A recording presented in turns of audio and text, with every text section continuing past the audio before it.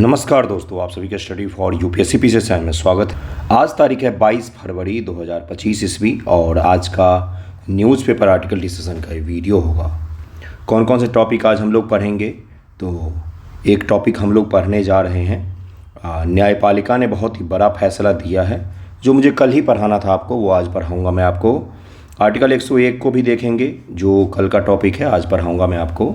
उसके अलावा आज के पेपर में मिडिल इनकम ट्रैप की बात की गई है, वो क्या होता है उसकी भी चर्चा करेंगे हम लोग। और गल्फ कॉरपोरेशन जो काउंसिल है, खाड़ी सहयोग परिषद जो है, उसको भी हम लोग देखेंगे। तो ये कुछ ऐसे टॉपिक हैं जहाँ से प्रीलिम मेंस में आपके सवाल पूछे जा सकते हैं। ध्यान से सुनिएगा मेरी बातों को।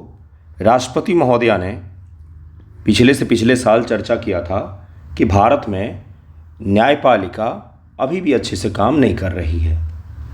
उन्होंने बोला था कि निर्माणाधीन कैदियों की संख्या बहुत बड़ी है, उसमें भी निर्माणाधीन की जगह पर अभी ऐसे, निर्माणाधीन गलत शब्द हो गया, ऐसे कैदी जिनके ऊपर न तो कोई फैसला हुआ है, न ही उनको अभी तक कोई फैसला सुनाया गया है कि आप दोषी हैं या निर्दोष हैं, बस वो बेल के पैसे नहीं चुकाने के कारण जेलें बंद हैं। और इस ऐसे कैदियों में निचली जाति के जो कैदी हैं उनकी संख्या ज़्यादा है, ऐसा राष्ट्रपति जी ने बोला था।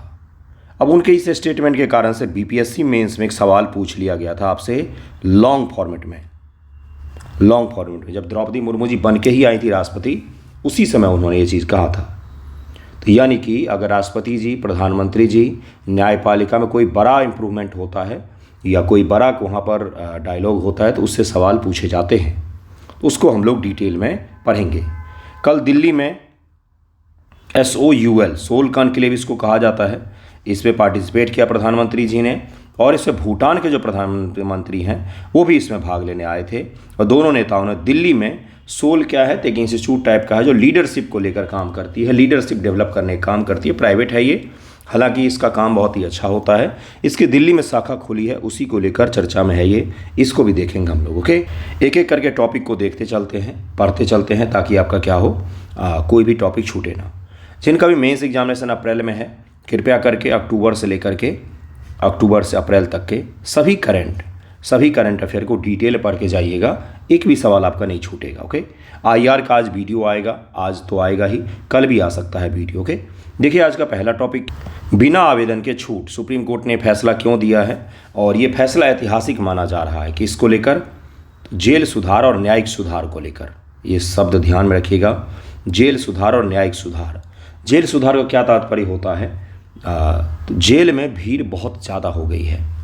जेल की कैपेसिटी 1000 लोगों की रखने की, और उस पर ठूसे हुए हैं 3000 4000 लोग। अब ये क्या होगा, ओवर क्राउड हो जाता है।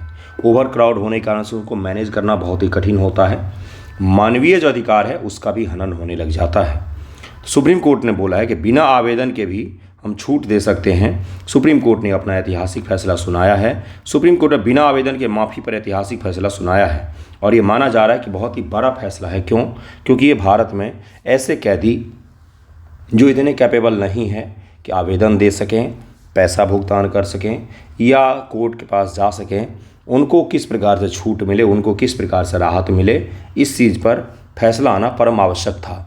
क्योंकि भारत के जेल ओवर क्राउडेड हो गए हैं, इसलिए सुप्रीम कोर्ट ने शानदार सा फैसला सुनाया है। सर्वोच्च न्यायालय ने अपने हालिया फैसले में राज्यों को निर्देश दिया कि वे कैदियों की समय पूर्व रिहाई पर विचार करें, भले उन्होंने पहले छूट के लिए आवेदन न किया हो।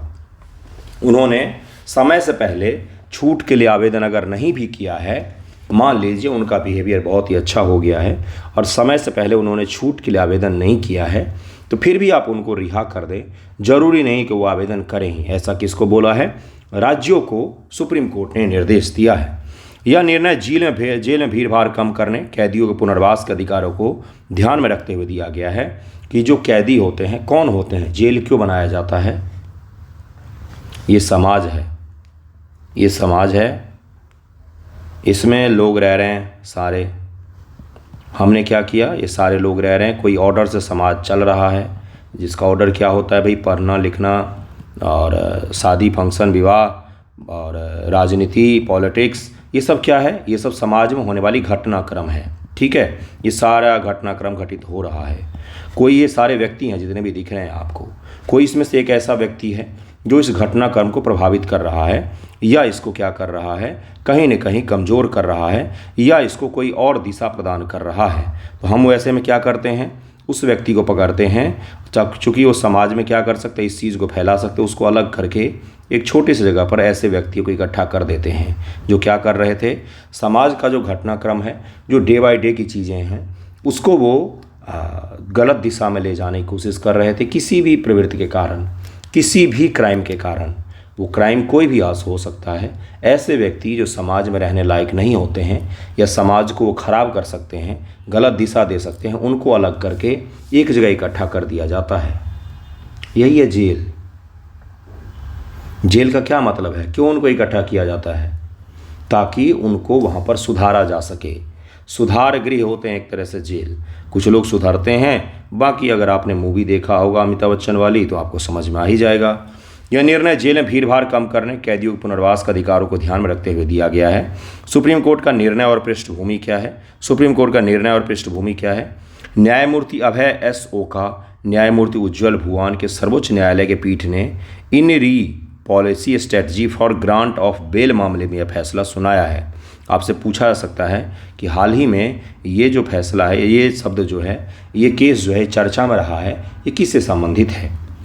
यह एक स्वप्रेरित मामला था जिससे जेल में भीड़भाड़ की समस्या को हल करने के लिए 2021 में स्वयं अदालत द्वारा शुरू किया गया था। 2021 में स्वयं अदालत ने ही इस चीज़ को शुरू किया था। इससे पहले 2013 के दो अलग अलग फैसलों, संगीत बनाम हरियाणा राज्य और मोहिंदर सिंह बनाम पंजाब राज्य में सुप्रीम कोर्ट ने कहा था कि राज्य सरकारें स्वतः संज्ञान लेकर सजा माफ़ी नहीं कर सकती जब तक कि दोषी खुद आवेदन न करे।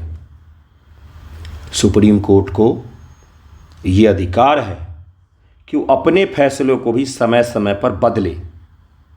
सुप्रीम कोर्ट का कोई भी फैसला अनंत काल तक के लिए नहीं सही होता है, वो समय और परिस्थिति के अनुसार बदला जाता है या फैसला लिया जाता है। कौन सा चीज़ आपके दिमाग में आ रहा है इससे, ये जो मैंने स्टेटमेंट बोला है, इससे कौन सा चीज़ आपके दिमाग में आ रहा है, कौन सा चीज़ आना चाहिए? तो वो है संविधान का मूल ढांचा। नहीं आया होगा, कहाँ से आ गया? मूल ढांचा अनडिफाइन है। इसका क्या तात्पर्य है? अपरिभाषित है, परिभाषित नहीं है। जो चीज़ अपरिभाषित नहीं होता है, जो चीज़ परिभाषित नहीं होता है, उसका दायरा बहुत विस्तारित होता है। जैसे नाउन की परिभाषा, नाउन हम क्या बोलते हैं, किसी भी चीज़ का नाम होगा वो नाउन होगा, यानी कि वो रिस्ट्रिक्टेड एरिया हो गया। नाउन होने के लिए नाम होना चाहिए, परिभाषित कर दिया हमने। लेकिन संविधान का जो मूल ढांचा है वो अपरिभाषित है और सुप्रीम कोर्ट ने क्या बोला था कि समय और परिस्थिति के अनुसार हम इसे परिभाषित करेंगे। इसी में ये चीज़ निहित है कि संविधान का कोई चीज़ हो या सुप्रीम कोर्ट का कोई फैसला हो सकता है कि आज वो वैलिड है और 10 साल बाद जाके इनवैलिड हो जाए। वो आज वो प्रासंगिक लगे आपको, 10 साल बाद अप्रासंगिक हो जाए वो। जैसे ईस्वी 2000 ईस्वी के आसपास अगर धारा 377 पर सुप्रीम कोर्ट फैसला सुनाती कि LGBTQ जैसी चीज़ें जो हैं इनको मान्यता दिया जाता है, तो हो सकता है कि उस समय ये चीज़ स्वीकार नहीं होती, और ये फैसला सुप्रीम कोर्ट ने उस समय नहीं दिया और स्वीकार किया हुआ था। लेकिन 2018 में 377 को रद्द कर दिया उसने। उसी प्रकार से 2013 में उसने बोला था कि जब तक दोषी खुद से आवेदन नहीं करेंगे हम उनको जेल से नहीं छोड़ सकते हैं। लेकिन यहाँ पर क्या बोला है उसने कि हम आपको बिना एप्लीकेशन के भी जेल से छोड़ने की अनुमति देते हैं। क्यों? क्योंकि आप भीड़ कम करें जेल से। ये न्यायिक सुधार में बड़ा कदम माना जा रहा है और सुप्रीम कोर्ट का अपने ही फैसले को पलटने के रूप में भी आप इसको देख सकते हैं। भारत में छूट का कानूनी आधार क्या है? छूट की शक्ति भारत में कहाँ से मिलती है? भारतीय न्याय संहिता संरक्षण संहिता 2023 यानी कि BNSS भारतीय न्याय संरक्षण संहिता की धारा 473, दंड प्रक्रिया संहिता 1973 की धारा 432 के तहत राज्य सरकारों को दोषियों की सजा कम करने या माफ़ करने का अधिकार दिया गया है। आपसे पूछा जा सकता है ये अगर उत्तर लेखन करें तो ये आप जरूर चर्चा करें कि हाल ही में सुप्रीम कोर्ट ने न्यायिक सुधार में एक बड़ा फैसला सुनाया है कि जो कैदी हैं बिना एप्लीकेशन के भी उनको रिहा किया जा सकता है समय पूर्व। छूट की शर्तें और सीमाएं, बीएनएस की धारा 475, सीआरपीसी की धारा 433 के तहत आजीवन कारावास की सजा पाए दोषियों को न्यूनतम 14 वर्ष जेल में बिताने होते हैं। और आजीवन कारावास का मतलब ये नहीं होता है कि पूरा जीवन वो जेल में रहेगा। यूएस में ये चीज़ हो सकता है। यूएस में आपने सुना होगा, फैसला सुनाया गया कि 268 साल तक के लिए कैद किया जाता है आपको। आपने सुना है ये चीज़? इसका मतलब होता है कि वो जब तक जिंदा है तब तक जेल में ही रहेगा। लेकिन भारत में आजीवन कारावास का तात्पर्य होता है सामान्य अर्थों में 20 वर्ष की कैद। 20 वर्ष सभी कैदी बंद नहीं रहते हैं। उनके व्यवहार के आधार पर उनको 14 वर्ष के पश्चात छोड़ा जा सकता है। हो सकता है 15वें वर्ष में छोड़ दे, हो सकता है कि 19वें वर्ष में छोड़े, या हो सकता है 20 वर्ष के पश्चात भी उसको एक्सटेंड कर ले। राज्य सरकारें कुछ विशिष्ट मामलों में क्षमा प्रदान करने के लिए शर्तें लगा सकती हैं, जैसे कि दोषी का नियमित रूप से पुलिस के समक्ष उपस्थित होना। ऐसी चीज़ों में राज्य सरकार कुछ रियायत दे सकती है। राष्ट्रपति और राज्यपाल के क्षमादान शक्ति में भी अंतर है। राष्ट्रपति और राज्यपाल को भी क्षमादान की शक्तियाँ प्राप्त है। संविधान के अनुच्छेद 72 के तहत सजा माफ करने की शक्ति राष्ट्रपति को और अनुच्छेद 161 के तहत में राज्यपाल को दिया गया है। सैन्य अदालत यानी कि आर्मी का जो कोर्ट होता है, आर्मी का कोर्ट अलग होता है। अगर वो कोई फैसला सुना रही है तो उस पर राज्यपाल अपना नहीं दे सकते हैं कुछ भी। राष्ट्रपति उस फैसले को भी माफ़ कर सकते हैं। राज्य सरकार द्वारा दी गई छूट और राष्ट्रपति राज्यपाल द्वारा दी गई क्षमादान की अलग अलग प्रक्रियाएं हैं। राज्य सरकार जो छूट देती है वो अलग प्रक्रिया है, वहीं राष्ट्रपति और राज्यपाल जो छूट देते हैं वो अलग प्रक्रिया है। राष्ट्रपति और राज्यपाल की क्षमा शक्ति संबंधित संवैधानिक प्रावधान भी हैं। अनुच्छेद 72 राष्ट्रपति का है और अनुच्छेद 161 राज्यपाल का है। राज्यपाल जो होते हैं वो स्टेट कानून के तहत जो चीज़ें होती हैं उसमें क्षमादान की शक्ति उनको प्राप्त होती है। वहीं जो राष्ट्रपति हैं वो देश में किसी भी सज़ा को लेकर क्षमादान की शक्ति को रखते हैं। हालांकि दोनों का जो शक्ति है ये न्यायिक परीक्षण यानी कि जुडिशियल रिव्यू के अंतर्गत आता है। राज्यपाल ने अगर कोई फैसला दिया है क्षमादान को लेकर या राष्ट्रपति जी ने कोई फैसला दिया है तो उसका न्यायपालिका में रिव्यू किया जा सकता है, पुनरावलोकन किया जा सकता है, जांच किया जा सकता है। और अगर न्यायपालिका पाती है कि क्षमादान गलत आधार पर किया गया है, गलत इंसान को किया गया है, तो राष्ट्रपति और राज्यपाल के फैसले को खारिज भी किया जा सकता है। इसको ध्यान में रखिएगा। अगला जो न्यूज़ है वो है आर्टिकल 101(4) के बारे में। क्या है ये? अमृतपाल सिंह का नाम आपने सुना होगा। पुलिस आ गई वाला सुना होगा। ये हीरो बन रहा था, खालिस्तानी आतंकवादी है, ये हीरो बन रहा था। और जब पंजाब पुलिस और भारत सरकार ने मिलकर क्रैकडाउन किया तभी असम के जेलों में ये बंद है। जेल में रहते हुए ही पंजाब के एक सीट से चुनाव लड़ा ये, मैं दिखा दूंगा कहाँ से लड़ा था, और जीत भी गया। इस बार 3-4 ऐसे मेंबर जीते हैं 2024 के इलेक्शन में जिनका खालिस्तान से संबंध है डायरेक्टली। तो ये क्या दिखाता है कि भारत का जो चुनावी प्रक्रिया है वो बहुत ही ट्रांसपेरेंट और सही है। हालांकि ये भी दिखाता है कि भारत की चुनाव प्रक्रिया ट्रांसपेरेंट और सही है, उसका कुछ लोग खराब बेनिफिट भी उठा ले जाते हैं। ये भी दिखाता है कि भारत में चुनावी प्रक्रिया जो है उसमें किसी तरह के लोग खड़े हो सकते हैं। ये भी दिखाता है कि देश के किसी हिस्से में कहीं न कहीं एक मत ऐसा है जिसने अलगाववादी लोगों के साथ में अपना समर्थन व्यक्त किया है। उसका कारण क्या हो सकता है ये हमें देखना पड़ेगा। पॉलिटिकल वॉइड जानते हैं आप, राजनीतिक खालीपन जानते हैं आप? नहीं समझते होंगे, मैं आपको समझाता हूँ। थोड़ा सा डिटेल में मैं जाऊँगा। पॉलिटिकल वॉइड क्या होता है? जैसे वर्तमान में बीजेपी है या कोई बड़ा दल हो, उसको क्या करना होता है ना कि समाज के सभी वर्गों से कुछ न कुछ लोग चुनकर आए। कोई भी ऐसा वर्ग ना हो जो नाराज हो जाए।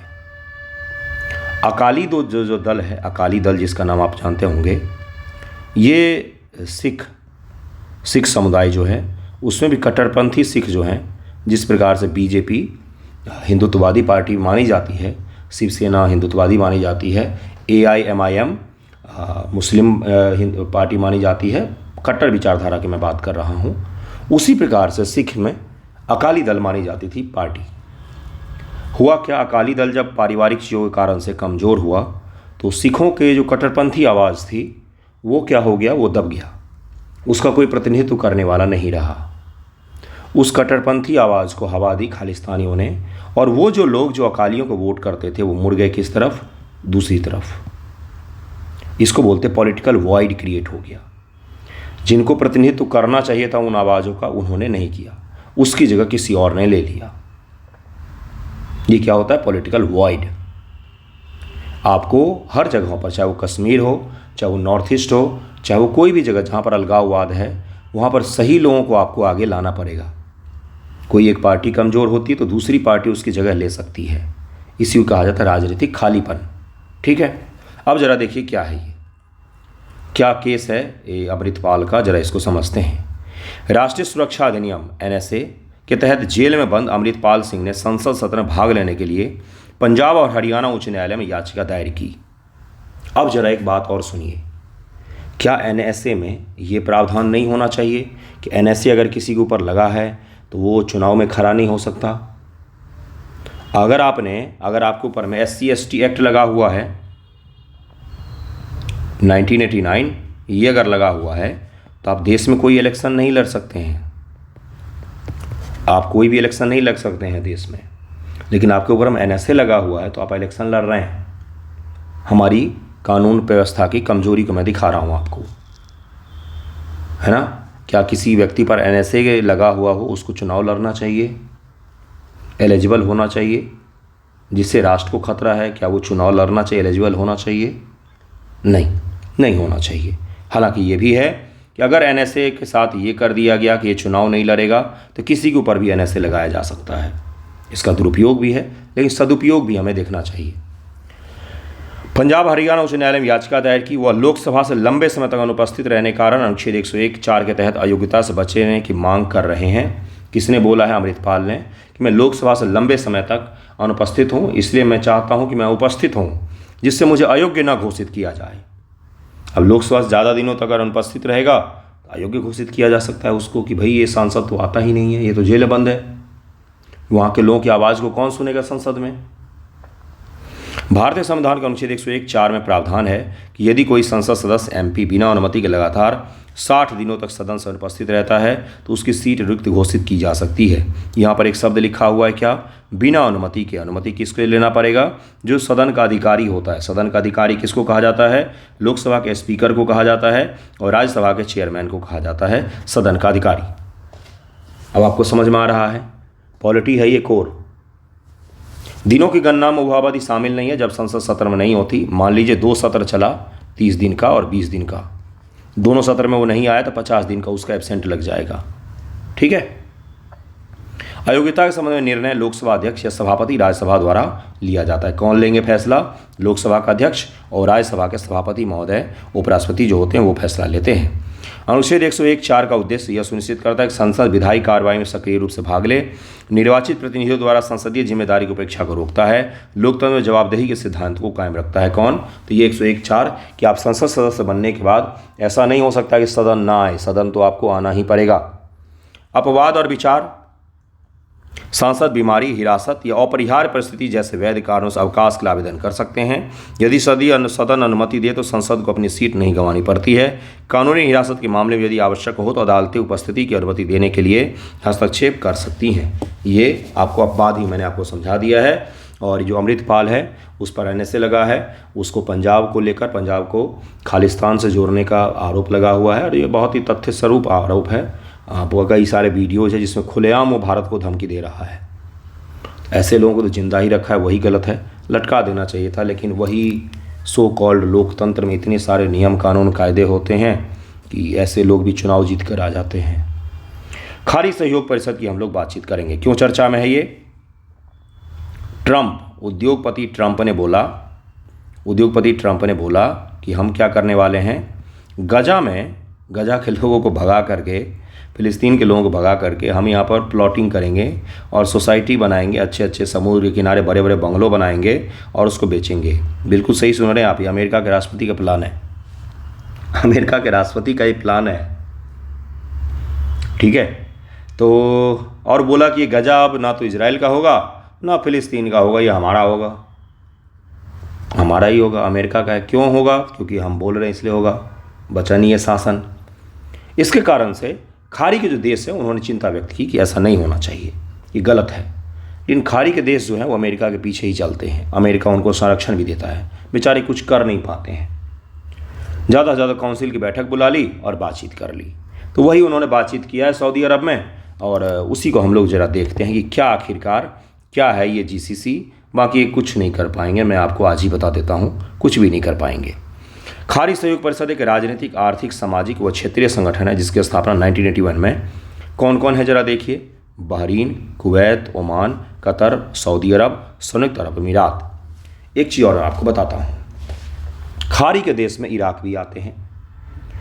ये सब देश जो हैं, और भी कई सारे देश हैं जो खाड़ी के देश में आते हैं। ईरान भी आता है खाड़ी देशों में, अगर उसको लोकेशन देखेंगे तो आता है, अगर लोकेशन नहीं देखेंगे तो नहीं आता। लेकिन इसमें क्यों नहीं है?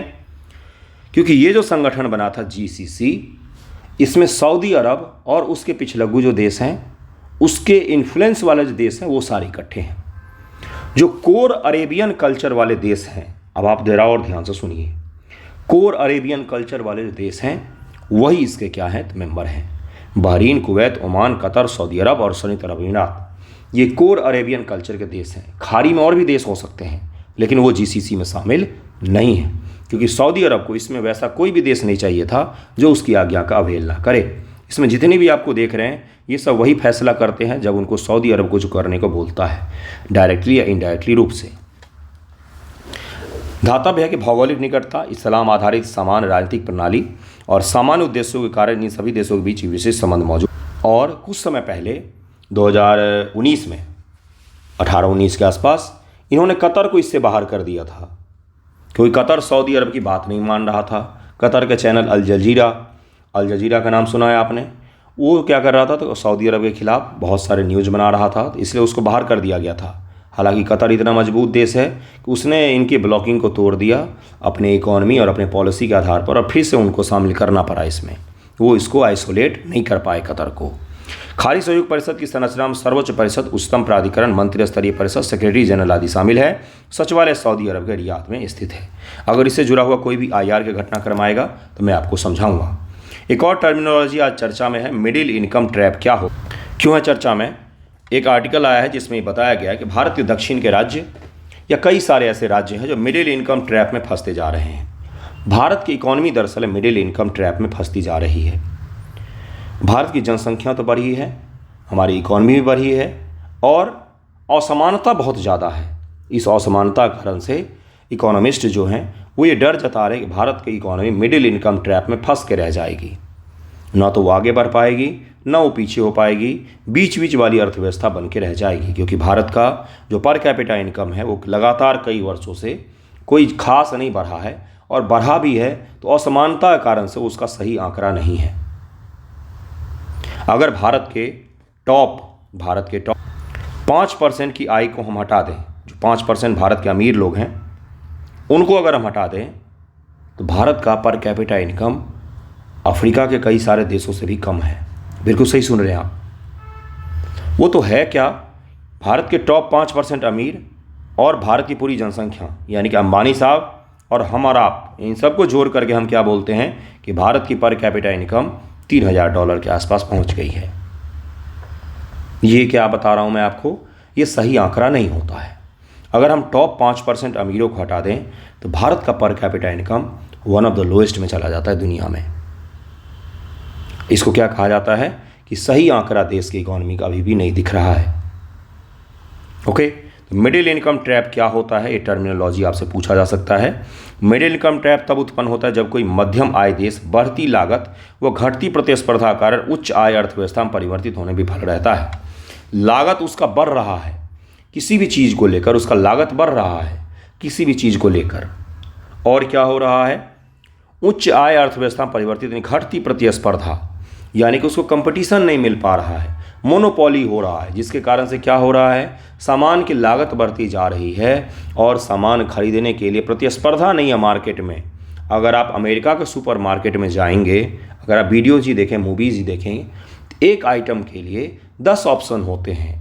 अपने यहाँ पर सुपर मार्केट में जाएंगे, एक आइटम के लिए 2 से 3 ऑप्शन ही होते हैं। जैसे अगर आप मैगी लेने जाते हैं तो मैगी ले सकते हैं, हिप्पी ले सकते हैं, 2 ही ऑप्शन है आपके पास, ख़त्म हो गया आपके पास ऑप्शन। अगर आप बिस्किट लेने जाते हैं तो मोस्टली ब्रिटानिया और पार्ले ही होता है आपके पास ऑप्शन।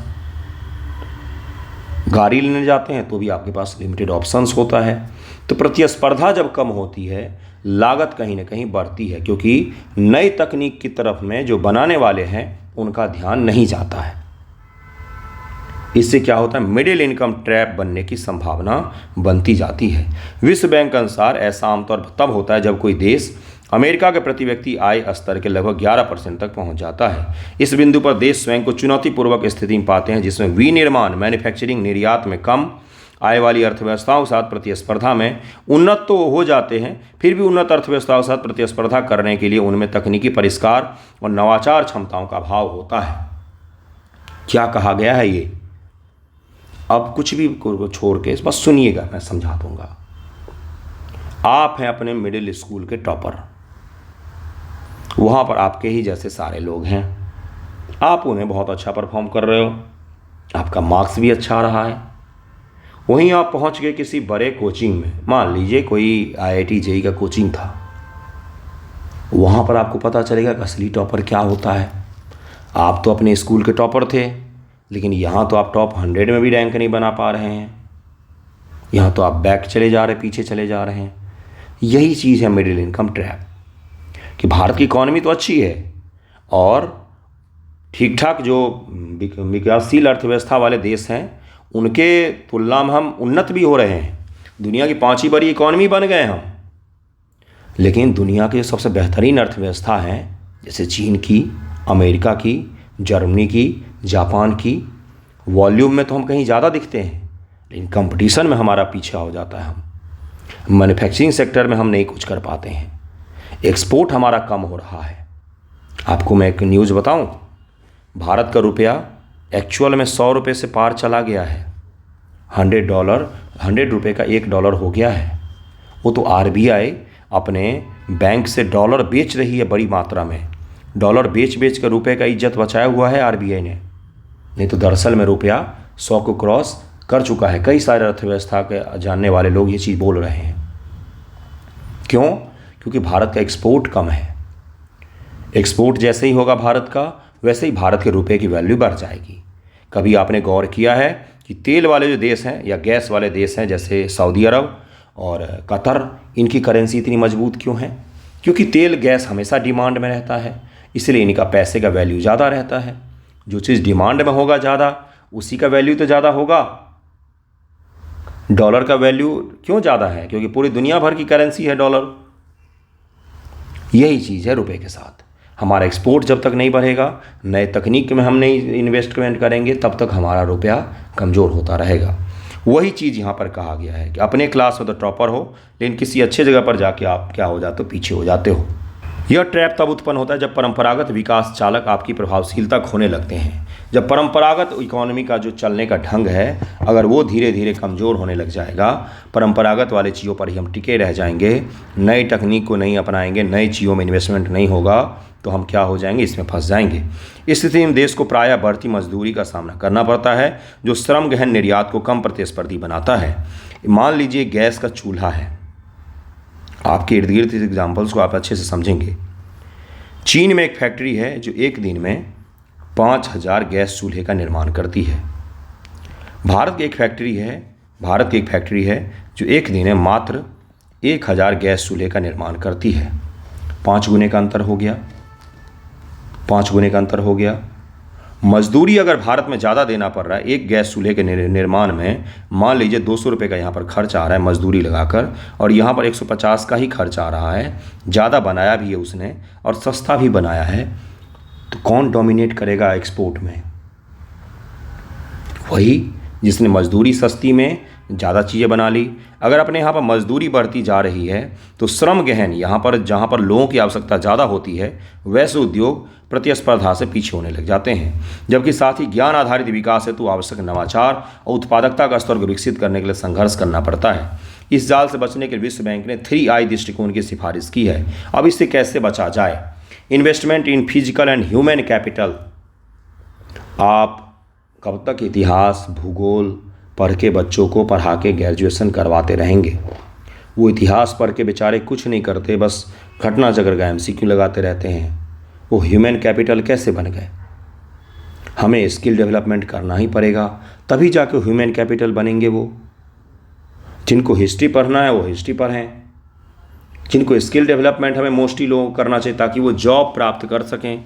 नई वैश्विक प्रौद्योगिकी का समावेशन, infusion of new global technologies, घरेलू नवाचार क्षमताओं को बढ़ावा देना, फोस्टरिंग डोमेस्टिक इनोवेशन कैपेबिलिटी, ये इसमें कहा गया। ये 3 आई का दृष्टिकोण है, इन्वेस्टमेंट, इन्फ्यूजन एंड इनोवेशन, ये 3 आई है, 3 आई है। इसको कृपया ध्यान में रखें, आंसर राइटिंग में इसको जरूर समाहित करें, आपको शानदार मार्क्स मिलेगा।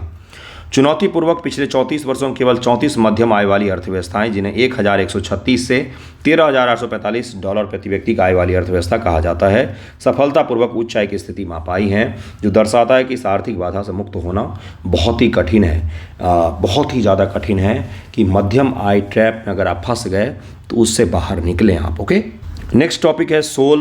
ये सम्मेलन हुआ है, सोल लीडरशिप कन्वेंशन के पहले संस्करण का उद्घाटन किया है मोदी जी ने, 21 फरवरी को कल कर दिया है। इसको हम लोग कल के वीडियो देख लेंगे, इसमें कुछ खास है नहीं, बस आपको पढ़ा दूंगा क्योंकि प्रधानमंत्री से रिलेटेड है इसलिए पढ़ा दूंगा मैं आपको। ओके, तो आज के लिए इतना ही रखिए। Thank you so much. I hope आप कुछ सीख के जा रहे होंगे, कुछ पढ़ के जा रहे होंगे, कुछ समझ के जा रहे होंगे। Okay, thank you.